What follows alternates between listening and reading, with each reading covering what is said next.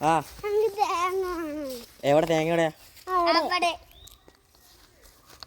കുഞ്ഞുങ്ങൾ എന്തെങ്കിലും ആഗ്രഹം പറഞ്ഞാൽ നമ്മളെയും കൊണ്ട് പറ്റുന്നതാണെങ്കിൽ സാധിച്ചു കൊടുക്കണം എന്നാണല്ലോ വെപ്പ്. അപ്പൊ വെക്കേഷൻ സമയത്ത് എല്ലാ കുട്ടികളും കൂടിയാലോ? ആ കൂട്ടത്തിലുള്ള മുതിർന്ന ആള് വേണം താഴെയുള്ള കുട്ടികൾക്കൊക്കെ എല്ലാ കാര്യങ്ങളും ചെയ്തു കൊടുക്കാനായിട്ട്. അങ്ങനെ എല്ലാ കുടുംബത്തിലും ഉണ്ടാവും ഒരു വല്യേട്ടൻ. മാങ്ങ വേണമെന്ന് പറയുമ്പോ മാങ്ങ പറിച്ചു കൊടുക്കുക. കുട്ടികൾ തമ്മിൽ വഴക്കിട്ട അവിടെയും വേണം ഈ വല്യേട്ടൻ. ഇന്നിപ്പോ കുട്ടികൾക്ക് ഇളനീര് വേണം എന്നുള്ളതാണ് ആഗ്രഹം. ഒപ്പം കുട്ടികളുടെ കളിതമാശയ്ക്കൊപ്പം നിൽക്കുകയും വേണം. വല്യേട്ടനായി പോയില്ലേ, എല്ലാം ചെയ്തു കൊടുക്കണം. ഇങ്ങനെ ഓരോ വെക്കേഷൻ കഴിയുമ്പോഴേക്കും വല്യേട്ടന്മാർക്ക് മതിയാവും. എന്നാലും എന്താ, കുട്ടികൾക്ക് സ്നേഹവും പേടിയും ഒക്കെ ഉണ്ടാവും. ഒരു തറവാട് വീടൊക്കെ ആവുമ്പോ കുട്ടികളെല്ലാവരും കൂടുമ്പോ ഇതുപോലുള്ള ഒരു ലീഡർ ആവശ്യമാണ്. എങ്കിലും എന്നെ പോലുള്ള അമ്മമാർക്കും വെക്കേഷൻ ആസ്വദിക്കാൻ പറ്റുള്ളൂ. കുട്ടികളാവുമ്പോ വിധം ഭക്ഷണം ഉണ്ടാക്കി കൊടുക്കണം, സ്നാക്സ് ഉണ്ടാക്കി കൊടുക്കണം. പിന്നെ അമ്മമാർ തമ്മിലും ഒരുപാട് കാര്യങ്ങൾ സംസാരിക്കാനുണ്ടാവും, പ്രത്യേകിച്ചും വിരുന്നും വെക്കേഷനും ഒക്കെ ആവുമ്പോ. അപ്പോ വെക്കേഷൻ ആയി കഴിഞ്ഞാൽ കുട്ടികൾ കുട്ടികളുടെ ലോകത്ത്, അമ്മമാര് അമ്മമാരുടെ ലോകത്ത് എന്തെല്ലാം കാര്യങ്ങൾ സംസാരിക്കാനും പറയാനൊക്കെ ഉണ്ടാവും. ഇവിടെ വെക്കേഷൻ ഇങ്ങനെയാണ്.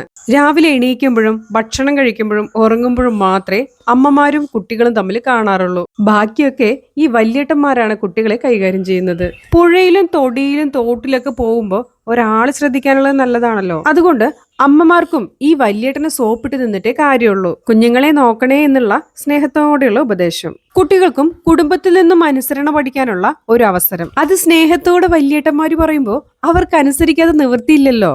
അങ്ങനെ അവർ സ്നേഹത്തിന്റെയും സഹകരണത്തിന്റെയും അനുസരണയുടെയൊക്കെ ലോകം കാണാൻ തുടങ്ങിയാണ്. ഞാനും കുഞ്ഞായിരുന്നപ്പോ ഞങ്ങൾക്കും ഉണ്ടായിരുന്നതിലൊരു വല്യേട്ടൻ. കൊച്ചു കൊച്ചു പിണക്കങ്ങളും ഇണക്കങ്ങളും എല്ലാം പരിഹരിച്ച് ഈ കുട്ടി പട്ടാളത്തേക്ക് കോർത്തിണക്കി കൊണ്ടുപോവാൻ വല്യേട്ടന്മാർക്കൊരു കഴിവാണ്. കുട്ടികളുടെ ആഗ്രഹങ്ങൾക്ക് ഒത്തു നിൽക്കുകയും വേണം, അവരെ പേടിപ്പിക്കുകയും വേണം. വലിയ റെസ്പോൺസിബിലിറ്റിയാണത്.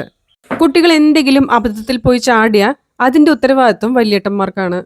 അതുകൊണ്ട് ഈ വല്യേട്ടന്മാരും ഉത്തരവാദിത്വ ബോധം എന്താണെന്ന് ഇതിലൂടെ പഠിക്കും. അങ്ങനെ ഒരു വെക്കേഷൻ എന്നത് അടിപിടി കൂടുന്നതിന്റെയും സഹകരിക്കുന്നതിന്റെയും സ്നേഹിക്കുന്നതിന്റെയും എല്ലാ ബാലപാഠങ്ങൾ പഠിക്കാനുള്ള ഒരു സമയമാണ്. സ്കൂളിൽ നിന്നും പഠിക്കാൻ പറ്റാത്ത പല കാര്യങ്ങളും കുട്ടികൾ ഈ വെക്കേഷൻ ടൈമിൽ പഠിക്കുന്നുണ്ട്.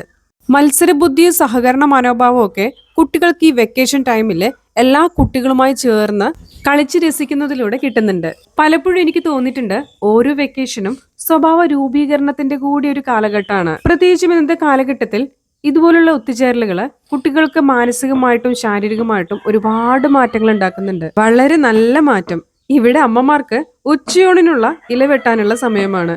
കുട്ടികൾ കളിച്ച് ക്ഷീണിച്ച് വരുമ്പോഴേക്കും ഭക്ഷണം വിളമ്പണം. സാധാരണ വെക്കേഷൻ ദിവസം ഇങ്ങനെയാണ്.